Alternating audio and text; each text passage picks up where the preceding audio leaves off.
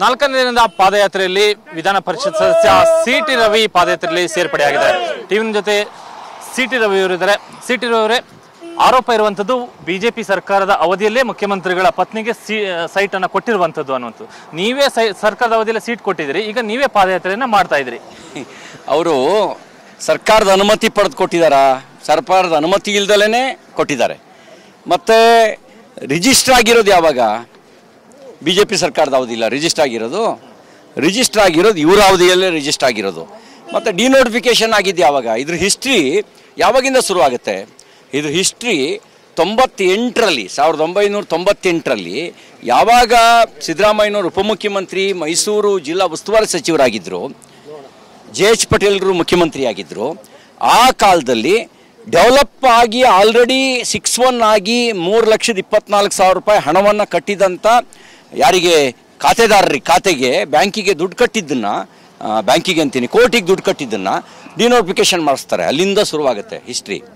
ಅದಾದಮೇಲೆ 2004ರಲ್ಲಿ ಡೆವಲಪ್ ಆದಂಥ ಭೂಮಿಯನ್ನು, ಬೇರೆಯವ್ರಿಗೆ ನಿವೇಶನ ಹಂಚಿದ ಭೂಮಿಯನ್ನು ಇವರು ಭಾವಮೈದ ಖರೀದಿ ಮಾಡ್ತಾರೆ. ಅಲ್ಲಿಂದ ಶುರುವಾಗುತ್ತೆ ಹಿಸ್ಟ್ರಿ. ಹಾಗಾಗಿ ಅವಾಗೆಲ್ಲ ಸಂದರ್ಭಗಳಲ್ಲಿ ಇವರೇ ಅಧಿಕಾರದಲ್ಲಿ ಇದ್ದಿದ್ದು.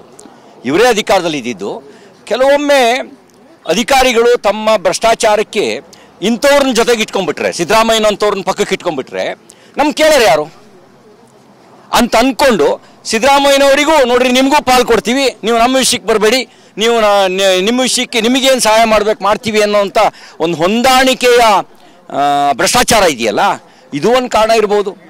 ಹಾಗಾಗಿ ಯಾರ ಕಾಲದಲ್ಲಿ ಭ್ರಷ್ಟಾಚಾರ ಆಗಿದ್ರು ತಪ್ಪು ಹೌದೋ ಅಲ್ವೋ, ಯಾರ ಕಾಲದಲ್ಲಿ ಅಕ್ರಮ ಆಗಿದ್ರು ತಪ್ಪು ಹೌದೋ ಅಲ್ವೋ, ಇವರು ಆ ಮೂಲಕ ಸಮರ್ಥನೆ ಮಾಡ್ಕೊಳಕ್ಕಾಗಲ್ಲ. ಅವ್ರು ನೈತಿಕವಾಗಿದ್ದಿದ್ರೆ ನನಗೆ 65 ಕೋಟಿ ಕೊಡಿ ಅಂತ ಕೇಳ್ತಿರ್ಲಿಲ್ಲ.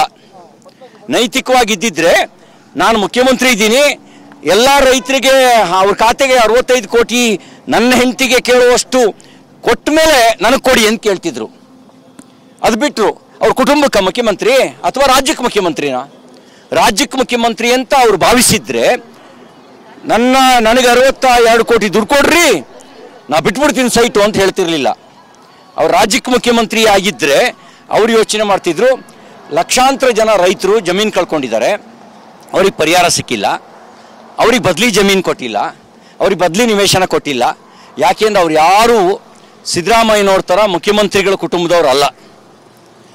ಶ್ರೀಮತಿ ಪಾರ್ವತಮ್ಮನವ್ರ ಥರ ಅವರ ಯಜಮಾನರುಗಳು ಯಾರು ಮುಖ್ಯಮಂತ್ರಿಗಳಲ್ಲ. ಹಾಗಾಗಿ ಅವ್ರಿಗೆ ಸಿಕ್ಕಿಲ್ಲ, ಇವ್ರಿಗೆ ಮಾತ್ರ ಸಿಕ್ತು. ಯಾಕೆ ಸಿಕ್ತು? ಅಲ್ಲೇ ಇರೋ ಸೀಕ್ರೆಟು, ಅಲ್ಲೇ ಅಧಿಕಾರ ದುರುಪಯೋಗ ಆಗಿರೋದು. ಈಗ